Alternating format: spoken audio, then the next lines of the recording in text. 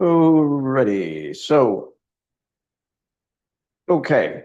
Now we're going to embark on a study of a few strange stories within First Samuel. I uh, I don't want to go through the thing called blow by blow, but sometimes you stop at these stories and you just go, "This is strange," but God's drawn your attention to it, and it's like, well, then we need to deal with it. And because sometimes we find odd passages in the Bible where we're just like, what is this about, and what is happening? So we're going to be looking at First Samuel 21 and 22, which will read uh, most of 21 and a good bit of 22. But what I want to do with these couple of stories here this week and next week is then look at the Psalms that are associated with these things, because David oftentimes writes after the fact a psalm reflecting on those particular events. And so there's uh, there's lots of Psalms of David. You know when David writes a psalm because it says a Psalm of David. Okay, so that's not too hard to figure out. But there's other Psalms where there's information in the title of the psalm that tells you the occasion in which the psalm was written. So it's then interesting then to go to those things, because then you can go, right, okay, here's a psalm or a song that is written about this particular situation, and it throws an awful lot of light on it. Probably one of the better known ones is Psalm 51, which is David's reflection on him being forgiven by God in the whole David and Bathsheba thing. So anyway, but I have this title today, "The Enemy Within and Without." So because David as we talked about last week, he had the encounter with Goliath. Great victory in that sense. He then is in Saul's army, doing things for Saul and so on. But the people are, elevating David and saying, Saul's slain his thousands, but David is 10,000s, and so this annoys Saul quite a lot. So Saul is now getting quite bent on chasing after David and wants him dead. So it's not a great life, to be in that sort of situation. But how David reacts to some of these things then takes him to a bad space in his head, and then creates opportunity for, as I say here, the enemy within and the enemy without is going to then come and take advantage of those things. So anyway, so the first thing here is strange tales. So let's just read some of this stuff here. So First Samuel 21, 1 through 9 here. It says, now David came to Nob, to Ahimelech the priest, and Ahimelech was afraid when he met David and said to him, "Why are you alone and no one is with you?" So David said to Ahimelech the priest, "The king has ordered me on some business and said to me, 'Do not let anyone know anything about the business on which I send you or what I have commanded you. And I have directed my young men to such and such a place. Now, therefore, what have you on hand? Give me 5 loaves of bread in my hand, or whatever can be found.' And the priest answered David and said, 'There is no common bread on hand, but there is holy bread, if the young men have at least kept themselves from women.' Then David answered the priest and said to him, 'Truly, women have been kept from us about 3 days since I came out, and the vessels of the young men are holy, and the bread is in effect common, even though it was consecrated in the vessel this day.' So the priest gave him holy bread, for there was no bread there but the showbread, which had been taken from the before the Lord and put in order to put hot bread in its place on the day when it was taken away. So this is a reference to the table of showbread. So in the tabernacle, part of the worship exercise was that you had the menorah, which was the lampstand that provided light. And so there was the altar of incense, and then the other piece of furniture was this table that had 12 loaves of bread on it to represent the 12 tribes of Israel. And now a certain man of the servants of Saul was there that day, detained before the Lord, and his name was Doeg, an Edomite, the chief of the herdsmen who belonged to Saul. And David said to Ahimelech, is there not here on hand a spear or a sword? For I have brought neither my sword nor my weapons with me, because the king's business required haste. So the priest said, the sword of Goliath the Philistine, whom you killed in the valley of Elah, here it is, wrapped in a cloth behind the ephod. If you take that, take it, for there is no other except that one here. And David said, there's none like it, give it to me. So it's an odd sort of story, because you have David coming to the priest here, and he has no food, and he has no weapons, and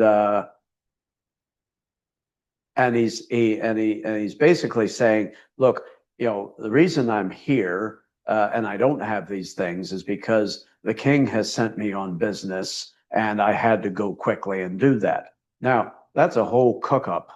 All right, it's a big fat porky, as you all call it in Northern Ireland, and so he was lying to the priest, and and then there's this man called Doeg, who was there, who was Saul's chief herdsman. He's an Edomite, by the way, so he's not an Israelite. Kind of interesting that a man of sort of authority is from that particular group within an important sort of part of Saul's court, as it were. So, and then David, finds out about the sword of Goliath and says, well, okay, I'll take it. I'll grab it, so just, odd things going on, and you sort of scratch your head and you say, well, I thought David was a man of God. Here, he's a man, he's just had this great defeat of Goliath, a couple of chapters earlier. And this is what happens sometimes. You have great things that take place in your life, and you're really buzzing because of those things. And then for whatever reason, bang, and this is because this is where the enemy clobbers you. He gets you on the high point and knocks the legs out from under you. And so and anytime any of us maybe have in physical terms done something, whether it's you won a race or some kind of physical exertion, and you're just like, whoa, boy, that's something really powerful. And then what happens to the adrenaline? It just tubes, and then you feel completely and utterly flat, So I remember when I was doing a conference in western Wisconsin one time at a church, and I was speaking Friday night from like 6 on to 9 or 10, something like that. And then Saturday all day from 9 to like 5 in the afternoon. And then I was preaching on the Sunday morning, and then did all afternoon of Sunday. So it was a long bunch of stuff so we had a lot of workshops organized, and so it wasn't just me speaking the whole time. We were getting people together to talk and then feedback, and but I was exhausted after that. Even though I wasn't doing like a lot of physical stuff, see, when you stand up and you talk for that length of time, you're absolutely shattered, So, it was a great time. It was a great spiritual experience, and you saw people feeding back and saying, boy, these are things I haven't heard before. This helps me. It's going to help me talk to my friend about their problems and and so and it is a wonderful thing to be able to do that. And but when the end of the day comes, then you're flat, and then that's where the devil often comes and kicks you in the shins, because as we would talk about in our circles of addiction, the four big areas of relapse is where there's the word halt, HALT, where you're hungry, angry, lonely, or tired. So if you're venturing into one of those four areas, then there is an opportunity for the enemy to get in there. So so I meant to put reassuring to know that when we read through the Bible and see all these people, great men of faith, as there, their lives have ups and downs. Yeah. So when we do that, the devil will come in and he'll put all sorts of doubts in your mind. No, that's right. And it's nice that the Bible is honest about these things, because the men in the Bible, the women in the Bible are just like you and me. We have the same sorts of choices every day. So now we see examples of people that do it right. We look at, say, Joseph in the Old Testament, Genesis. He got it right. When he was faced up with certain things and certain temptation. Whereas we would look at David, maybe in a similar sort of vein, and he went, oopsies, Now, there's this other strange story here, which is right after this, and I didn't get the animations right on this, but anyway, this happens when I get too eager.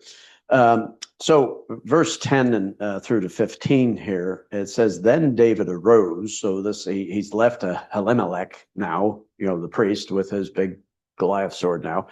And then David arose and fled that day from before Saul and went to Achish, the king of Gath. And the servants of Achish said to him, is this not David, king of the land? Did they not sing of him to one another in the dances, saying, Saul has slain his thousands and David his 10,000s?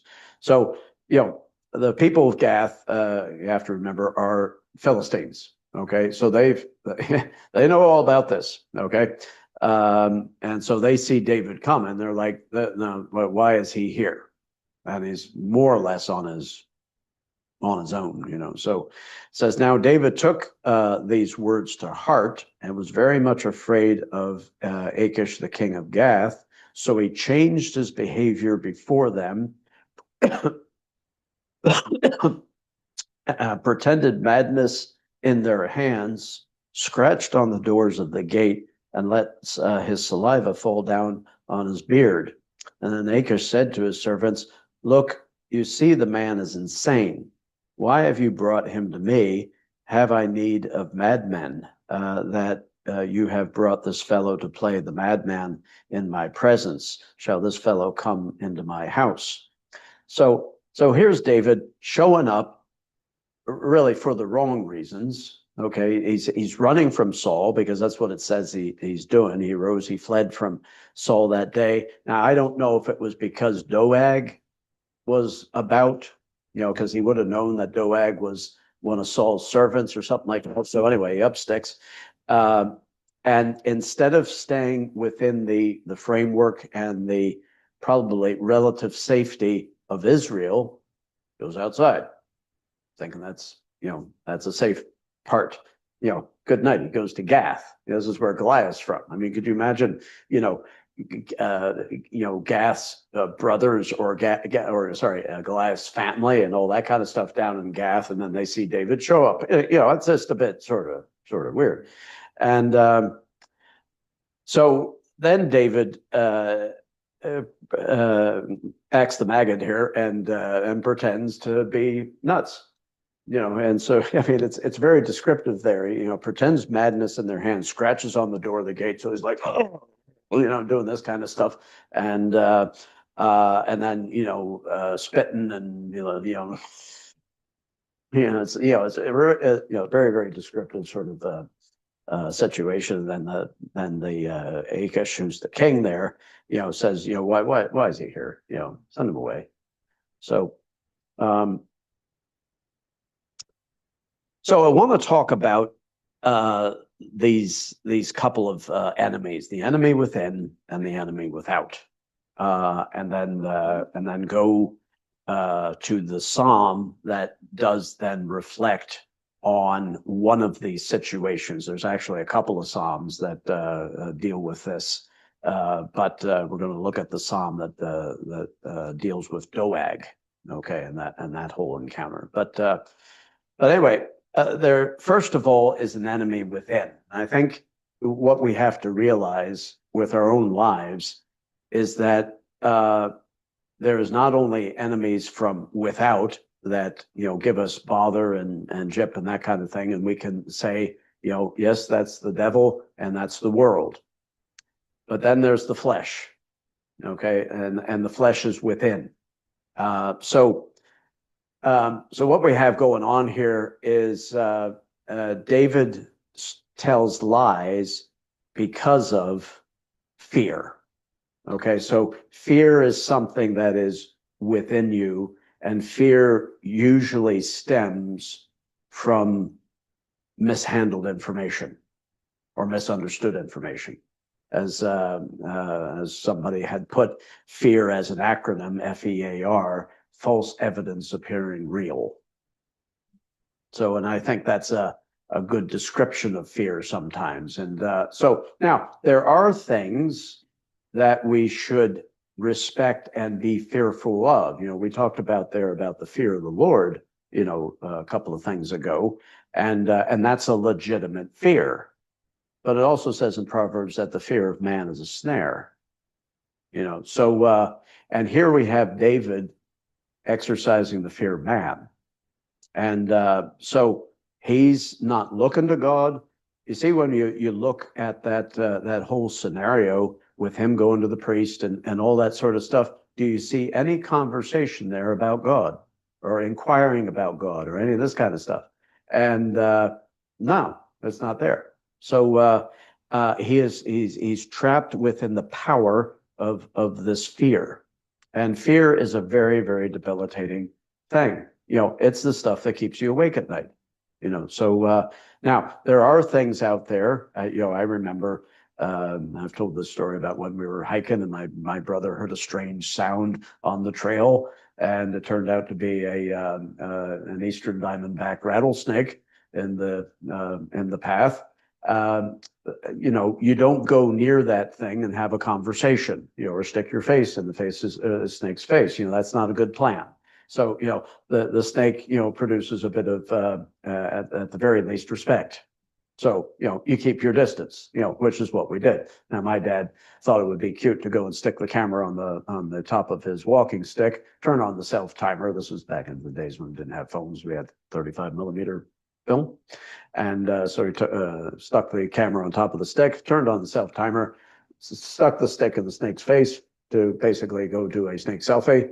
And and then of course we had to wait for about a week because we had to go and develop the film. And then once we got the picture done, there was the snake's head down at the bottom corner of the picture, and the snake was kind of going, kind of giving a bit of a look, but I remember what my brother said. He said, I heard a sound and it scared me because there was something unknown about it. It's that kind of a sound. So, but remember Deborah Henry, who used to come to the Bible study years ago. She always liked it when I made rattlesnake sounds for whatever reason. She said, So, but anyway, but because David is in this fearful situation, the management of it in your head goes down a lying road. It's like, I don't know what to say here, so I better come up with something. And so he tells just a complete and utter fabrication to the priest of all people. He says, I'm on urgent business, from the king, and I'm not really supposed to tell you what's going on. So, that in and of itself, the whole thing's a complete cook up, because if it was truly a secret mission from the king and he wasn't supposed to tell anybody, he wouldn't have been saying anything. But he's trying to justify why he's there, because the priest is saying, why have you come, and why are you on your own? Well, I'm your business here from the king, and I'm not really supposed to tell you about these things, so dead on. So but the enemy within is this fear. And so what fear then creates is it creates haste. This is what happens when you get scared. You run. You don't look and assess what's going on. You just react, and you bolt out of there. And so what then happens as a result of this haste is you have a lack of food and a lack of weapons. Now, when you think about that spiritually, your fear will cause you to not go to the scriptures, so you're not feeding on the word of God, and you will then forget about your weapons in terms of appropriating the word of God in the right way, because the word of God is referenced in the Bible as the sword of the Spirit. So he doesn't have any of these things. Fear creates this haste. So then fear, as a result of this, creates bad dependencies. So, I originally used the word reliances, but I found out that reliances is actually not a word. There's no such thing as reliances. It's there's the verb reliance. Okay, but so anyway, I had to change that to dependencies, which I think is more appropriate. So because what again fear does is, because we know we're wrong, we're getting it wrong, we're relying on wrong strength, then that sends us into a bad space where we go, right, okay, what can I gather around me to kind of shore myself up? As the man says, that I've only ever sinned once in my life, and that was lying. Yeah, and that's kind of the truth, So the thing he starts to depend on is the weapons of a defeated foe. He takes the sword of Goliath. Now, the sword of Goliath was a seriously big piece of kit. Now, Goliath his head would have gone through the ceiling. He was a big man, and he had big arms and big legs and big everything, and he could wield a big sword. Now, David was probably just a 5'8", sort of guy, maybe a little less, because people in antiquity were a little bit shorter than what we would have today generally. But there were these big people, like Goliath and all that crowd. They were seriously big boys. But David, in terms of his hand, probably wasn't even able to reach around the handle of the thing, And so you'd have to then you couldn't wield it like this. You'd have to hold it with two hands. And that produces it's then very, very awkward to then be using a sword that is quite heavy and quite long, and the whole weight of the thing would be all over the shop. So but he says, where do you have any weapons? Well, there's the only weapon that was available, and he says, boy, there's nothing like this. I'll take this. Great. So so fear causes us then to use things in our life that are inappropriate. They're not designed for us, and God didn't mean us to use them. So because as the Bible says, the weapons of our warfare are not of the flesh, they're not carnal, but mighty through God for the pulling down of strongholds.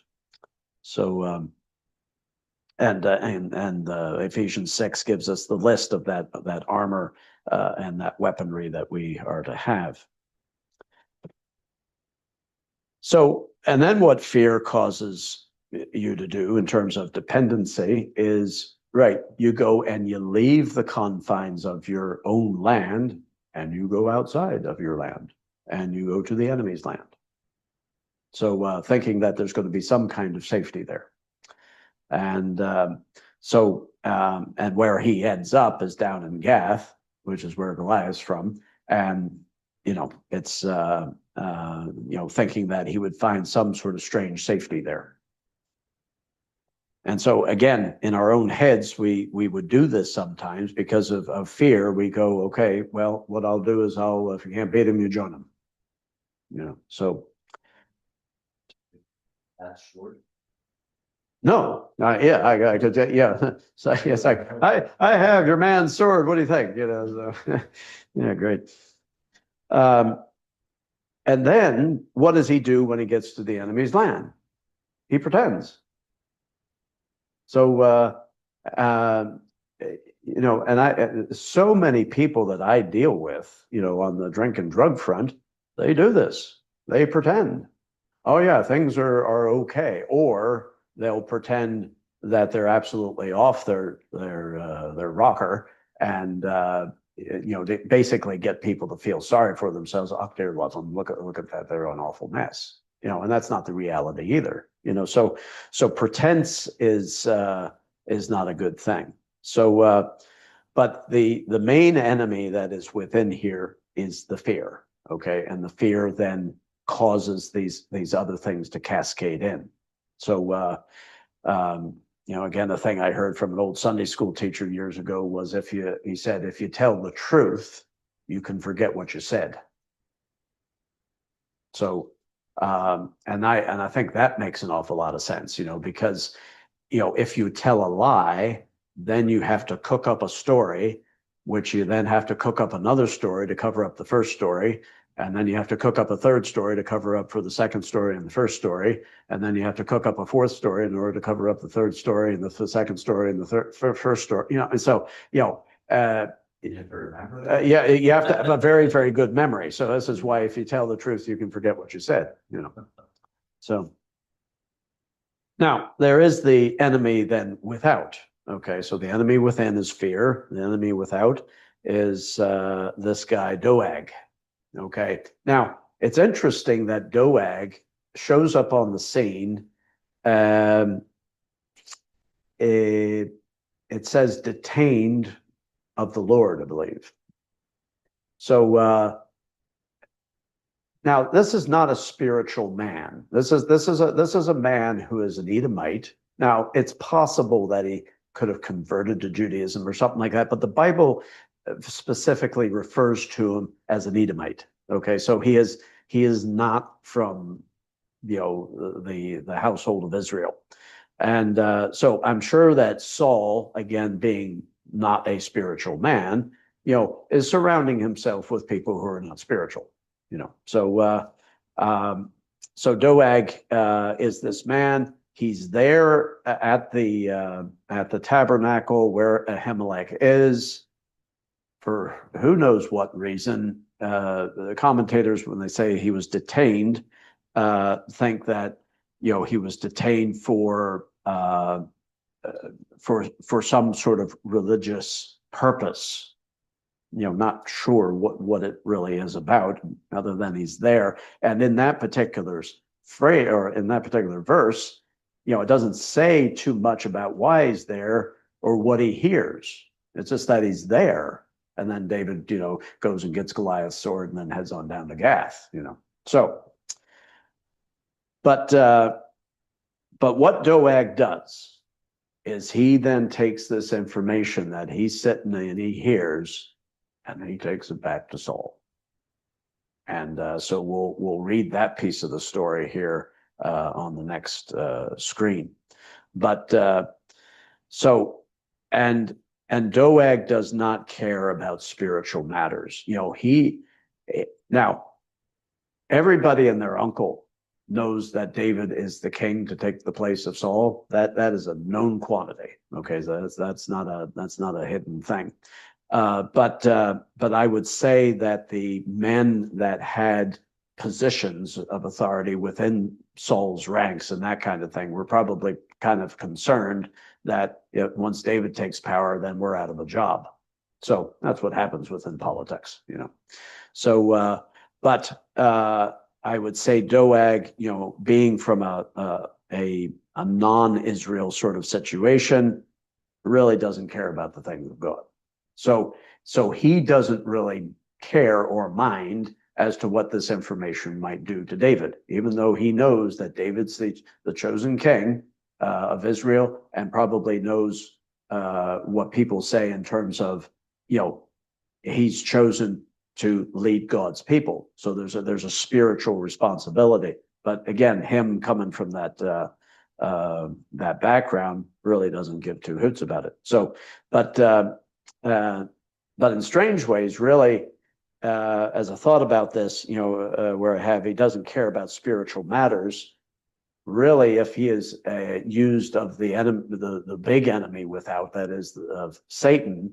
Satan is very, very interested in spiritual matters, and he's very interested in screwing it up. So now the problem with the enemy within and the enemy without is that people die when the enemy is not dealt with. It's very, very serious. And we'll see this in this next screen in terms of what Doeg does. So because fear took David to the wrong place in the wrong way, did the wrong thing, relied on the wrong stuff.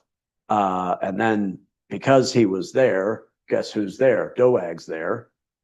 Doeg then hears things, he relays stuff, and actually relays messed up information because he's not on for David. So he will then tell Saul, look, blah, blah, blah, and tell a whole bunch of porkies about that one. So, but when we're allowing the enemy to have influence in our lives, there is the potential that people die, because this is what happens. And people think about their own sort of stuff. They go, oh, sure, it doesn't matter. I'm just hurting myself. You know, and yet in the world that I operate in, you know, I'm dealing with families that have so much damage, you know. So, and it's because of the enemy within and the enemy without. So, but the encouraging thing is when we get to the end of this, because this, you know, can end up sounding like a pretty downbeat story, you know, because if we just kind of wrapped it up here and said, well, there you go, that's life, and, you know, everybody's screwed up and we're screwed up and so on and so forth, you know, it doesn't make for a pretty scene, you know. But what can we learn? And again, this is what I talk to people about when I'm sitting with them. You know, if you know, something bad happens or relapse takes place or something like that, I'm not going to go and beat them over the head with a stick, because they've already beaten themselves over the head with a stick, and the family probably has beaten their heads over with a stick. So I will say, okay, well, what can we learn from this? How can we progress forward, as opposed to just treating this thing like a bad dream? Okay, so let's look at Doeg here. And this is in 1 Samuel 22, verse 9 to 19. So now, obviously, there's a bit of chapter 22 prior to this that we've skipped over. I want to look at that next week because that's a very positive story. So and has a lot of its own merits. So anyway, so then answered Doeg the Edomite. Now, what happens here is in the verses just before this, not at the start of 22, but just before this, Saul is feeling sorry for himself, and he's wondering why other people aren't feeling sorry for him. Okay. So because of things that are going on. So then Doeg the Edomite who was set over the servants of Saul, and said, I saw the son of Jesse going to Nob, to Elimelech, the son of Ahitub, and he inquired of the Lord for him, gave him provisions, and gave him the sword of Goliath the Philistine. Now, let's just stop here and analyze this verse 10 for a second. What there is true and what there is false? Didn't inquire of the Lord. No, he didn't. He didn't inquire of the Lord. He did give him provisions, and he did give him the sword of Goliath the Philistine. So there's 2/3 of this that are true, and there's a third of it that isn't. So this is what the enemy from without does. He'll take the people of God, and he'll go back to the bigger enemy and say, did you hear? And sort of stuff falsehoods into the ear of whoever. David didn't inquire of the Lord. If David inquired of God, he would have never gone there. Okay. And changes the that bit that's lies, changes the whole.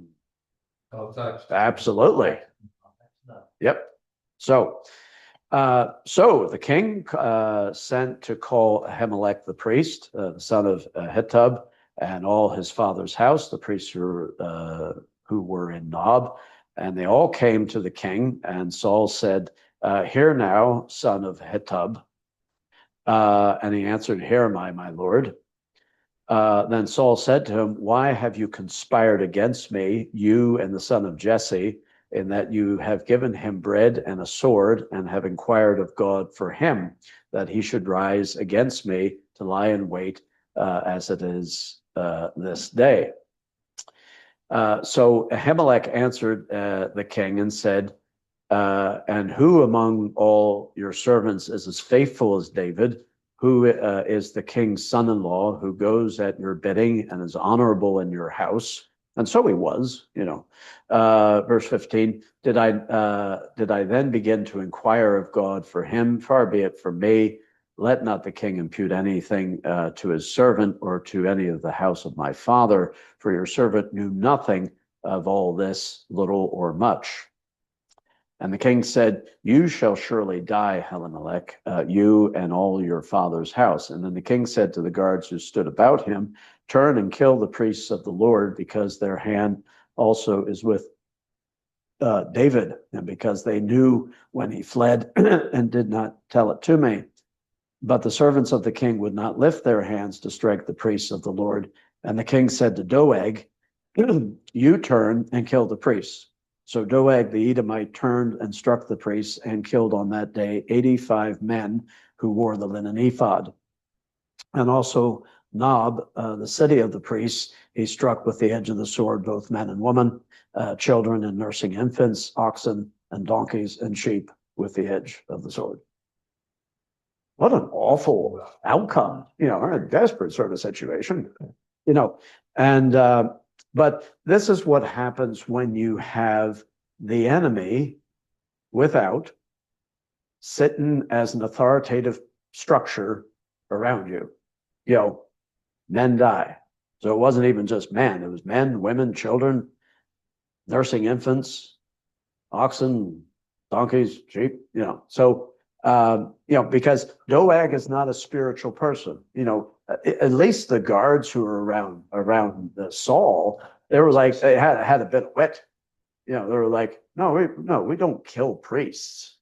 These are men of God. We don't do that. We will go out and we'll kill the enemy, the real enemy, but he's not the enemy. I mean, and Ahimelech was very, very courteous before the king, and told him the truth. Talked about David in very favorable terms, and so on and so forth. So, but this is what you get when you tell the truth sometimes. But so, but again, if you leave the story like this and you go, what is going on? Is there any goodness that can come out of this thing? So this is where I want to look at Psalm 52, because Psalm 52 references this situation. So Doeg, we know, is a bad man. He's the enemy without. So, but what David then consequently learns from this is that you do trust God through these things, and you see the enemy for who he is. So this was a psalm of reflection, which is Psalm 52. Okay. Now, in the beginning of the psalm, before you hit verse 1, and this is stuff often that we do not read. Okay. This is the title information that is in the Psalms, because oftentimes the titles will say who wrote the psalm, the purpose of the psalm. It might have been a mishkel or a contemplation or a song of ascent or something like this. This was to the chief musician, a contemplation of David when Doeg the Edomite went and told Saul and said to him, David has gone to the house of Ahimelech. So this is the context in which this psalm is written. So now, interestingly, if I remember correctly, if you go into a Catholic Bible, all right, and go to the Psalms, oftentimes the verse numbers are one off, because this stuff is actually verse 1 in a Catholic Bible.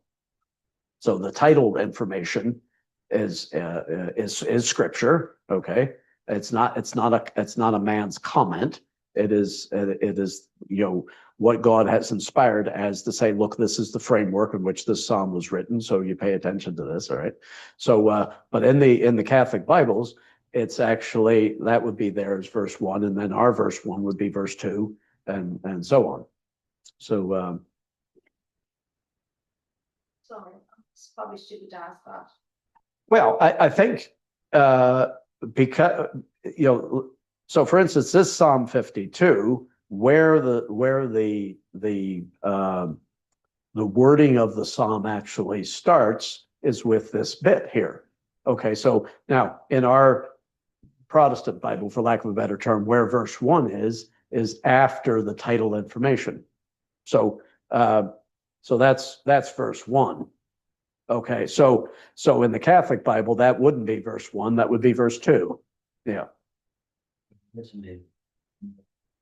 Well, there wouldn't have been verse numbers in any of this stuff, and that was stuff that was added centuries later, basically, So in fact, original Hebrew and Greek actually had no punctuation either.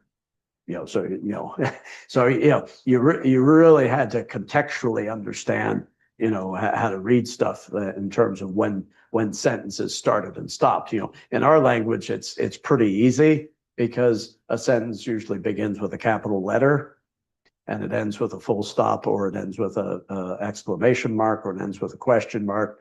Now, I like Spanish in the sense that when there's a question in Spanish, you don't have to get to the end of the sentence to find out that it's a question, because there's an upside down question mark at the beginning of the Spanish question. Yeah, so you know from the outset that this is a question. You don't have to wait till you get to the end. So now when we talk to each other, if we're asking a question, usually there is an intonation in your voice that would indicate that it's a question. So, if I say, what's the weather like outside? There's just a little bit of a pitch up there with it being a question, whereas just, if you just said, the weather is rainy, it's a, there's a dip off, toward the end. So, but when you ask a question, what's it like out? So there's a sweep up there. For that in Spanish, would you be putting that in the grade for the writing? But surely you would know in your mind what your well, but what yes, in your mind. I mean, when you're talking, you obviously don't say, "Oh, I'm going to be asking a question now." This is in writing. Yeah. They would go after that and then put that in. Well, yeah, I would say if they In were, the middle of a sentence, then it was on to be a question.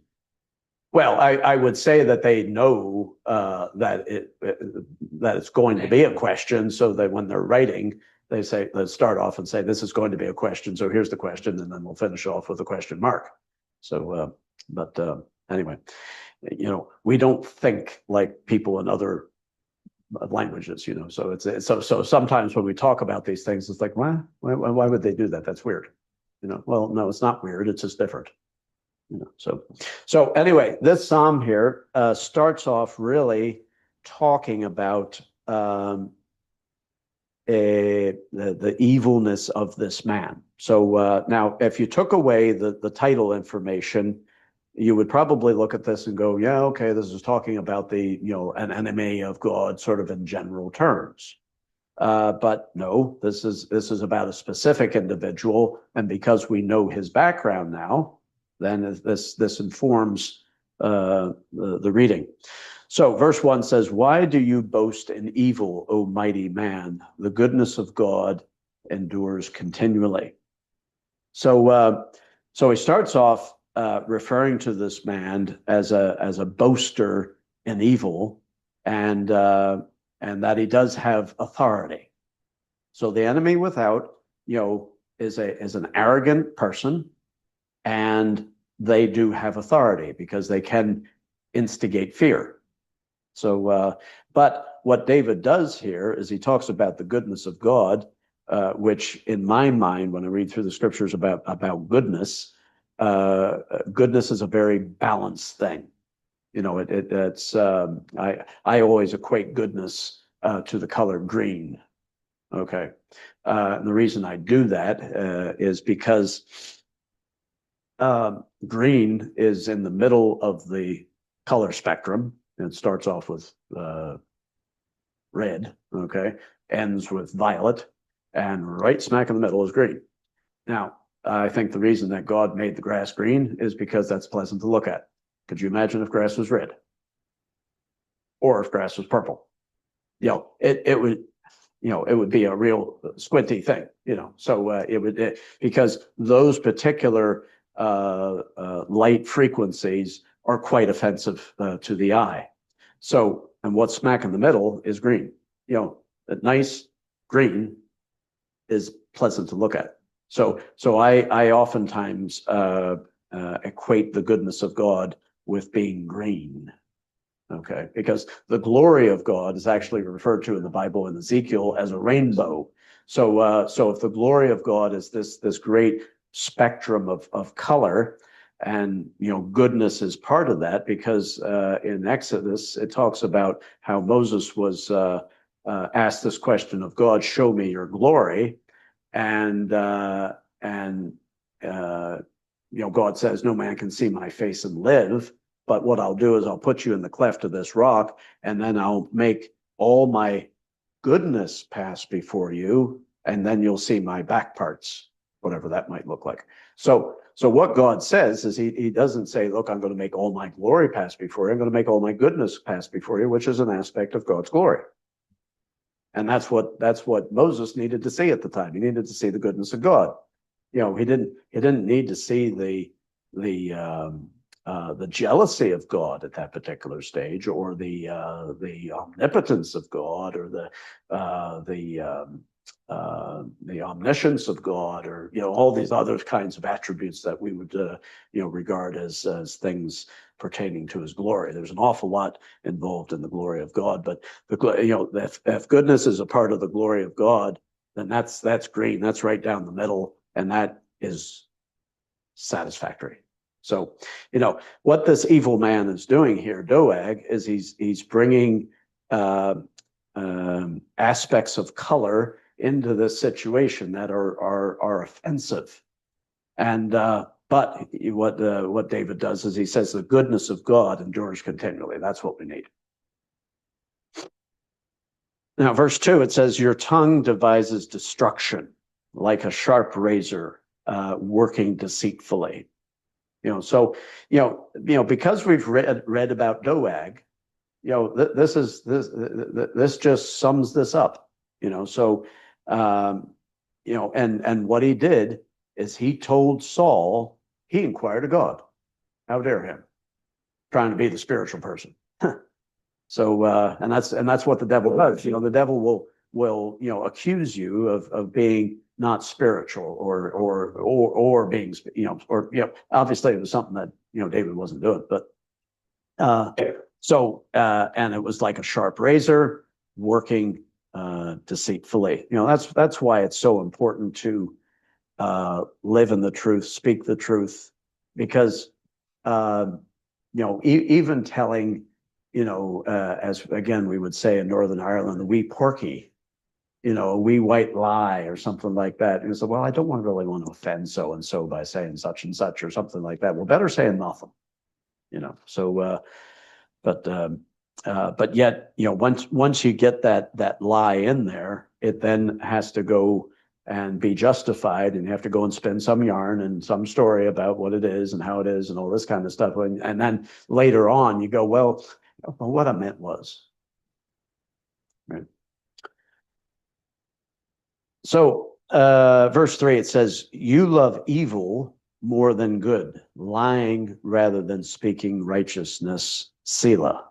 Okay, so this is one of these Psalms that has the word Selah in it, and that is the word that means to pause and to reflect. And so while this Psalm was being sung, they would have sung the first 3 verses, and then they would have paused, and there might have been a musical interlude, the playing of the harp or the drum or the whatever sort of musical instrument that would have been there, just so that you could stop and think, this man loves evil more than good, lying rather than speaking righteousness. So stop and think about that, And so it's important then to think, okay, do I entertain that? Do I live in a world where I love evil more than good? Do I lie rather than speaking righteousness? So God wants us to pause and to reflect on that. So then it picks up after this pause and says, "You love all devouring words, you deceitful tongue." So again, just reflecting back to what he said, that's what it does. God shall likewise destroy you forever. He shall take you away and pluck you out of your dwelling place and uproot you from the land of the living, Selah. So David is looking at this man in hindsight and saying that David is not the person that's going to destroy him. It's going to be God. God is going to be the one to exercise judgment. He shall take you away. He shall pluck you out of your dwelling place and uproot you from the land of the living. This is what God's going to do. So it's so important to give God place in terms of how to deal with people. How often do we in our own heads look at a certain kind of person and we go, I know what I'm going to do. Hands on hips and so you watch it, boys. I'm gonna, So and we cook up all sorts of things in our heads. I remember Arthur Williams, who founded Stars. Arthur had a problem with anger. Even up till the day he died, he sometimes just kind of let loose sometimes. But he told this story one time where he was getting on an EasyJet flight in Liverpool or something. And so for those of you that have taken EasyJet flights, you go out on the tarmac, and depending on where you're sitting, you either load up on the front door or you load up in the back door. And so the Arthur was going out, and I think where his seat was at the back. So he was making his way to go out to the back, and one of the stewards that was there down the tarmac, an EasyJet official, yelled at him and says, "Hey boy, over here." Now, that's not a good plan with Arthur. Okay. And so Arthur took that really, really thick.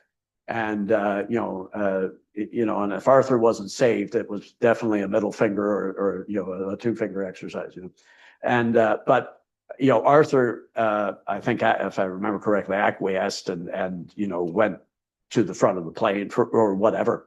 So, but he just felt really, really, miffed by how he was spoken to. Because the guy had no call to speak to him like that. All he needed to do was say, sorry, excuse me, could you come this way? There's something about tone, that's good, So, but anyway, Arthur gets on the plane and he sits in his seat. And what he said was, I planned how to find his address, his name, where he lived, because I'm going to go and kill him. And he meant it, but this is where your anger and all that kind of stuff descends sometimes. You make all these really radical plans, and so now a lot of us probably have gone there in our own heads, but we're not.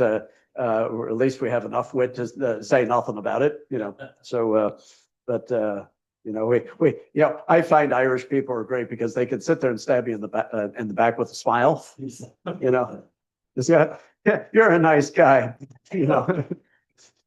So, but anyway, but what David does here is he understands the judgment of God and the prerogative of God in that sense. Think about that. So that ends with Selah as well. And then verse 6, the righteous also shall see and fear and shall laugh at him, saying, here is the man who did not make God his strength, but trusted in the abundance of his riches and strengthened himself in his wickedness. Isn't it good to be able to get the story with this? Because because sometimes you go to the Psalms, and especially these kinds of Psalms, which do have this title bit, that tell you what's the context here, but so often we ignore that. We don't look at it. We just said, oh, it's a Psalm of David to the chief musician, whatever. Okay, fine. And then we read this, but we don't understand the context. So, we'll say, oh, yeah, wicked man. Yeah. But you see, when you have a name and a face, then you really know what's going on. But this is what the righteous do. The righteous also see, they fear. Okay, this is the not a fear like boo. Okay, this is or phobia. Okay, this is fear like respect in terms of God. They shall laugh at him, saying, "Here's a man who did not make God his strength." That this is what happens to people. The enemy from without. They do not make God their strength, and what they trust is in the abundance of their riches, and they strengthen themselves in wickedness. But now David then reflects on himself. And I think this is after this whole escapade is over. Okay. It's him looking back and having come to better conclusions. Because in the midst of this mess, what did he do? He was afraid, did stupid things, pretended, and all that carry on. So verse 8 says, but I am like a green olive tree in the house of God. I trust in the mercy of God forever and ever. Looking back, when David looks back and says, you know what, when I went down to Ahimelech's situation, down to the tent of meeting, the tabernacle, I went down there pretending. I was telling lies. That was wrong. I relied on the enemy's weaponry. That was wrong. I continued to go to the enemy's territory. That was wrong. I then pretended. That was wrong. And but yet God, despite that, preserved his life. I mean, because at any opportunity, the man could have died. So he says, I trust in the mercy of God forever and ever. I'm a weak, when you see the word mercy in the Old Testament in particular, it's talking about the weakness of men. Okay, God exercises mercy on you. We exercise mercy on other people, not because they're strong, but because they're weak.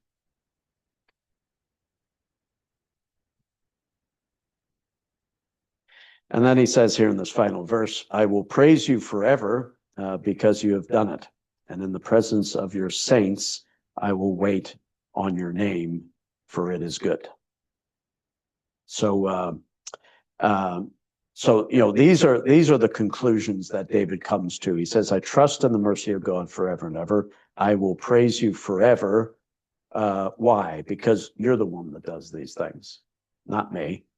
And in the presence of your saints, so in front of your people, I will demonstrate basically that I wait on your name. Call on the name of the Lord and you'll be saved. And he concludes, this is good.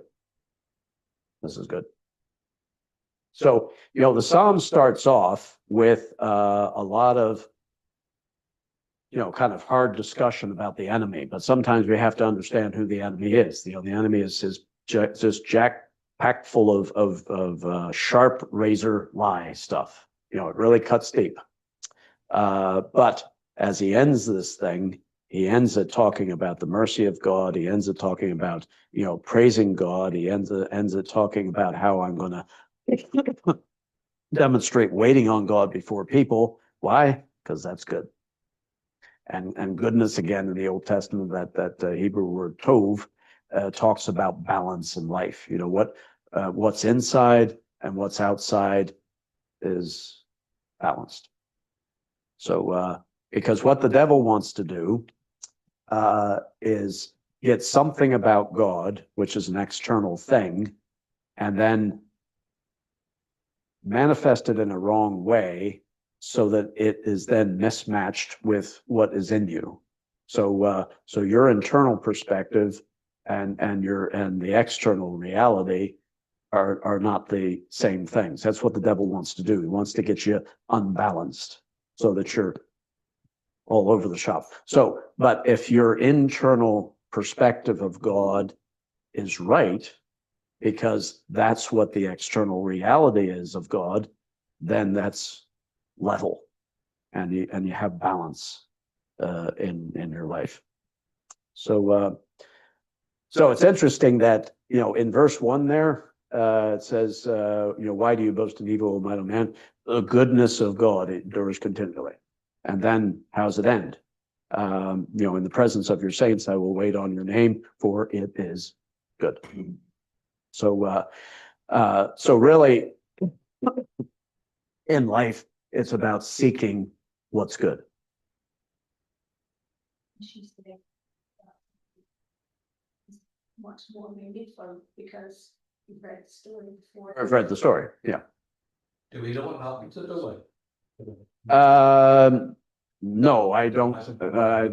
I don't think you hear of him after this. So, but it's interesting that the memory of the name is maintained. And because the Bible doesn't just remember the good people or the righteous people, but the Bible does remember the bad folk too. So, Herod, yes, Herod the Great was an Edomite. He's a fascinating character when you read your secrets. Isn't he like Doeg? Yes, yeah, very authoritative, two-faced man. Sure. Yeah. But yes, yeah. And yet he built a temple. You built a temple. Yes, and that was what accomplished over the period of 43 years or something like that. Yeah. So anyway, so there you go.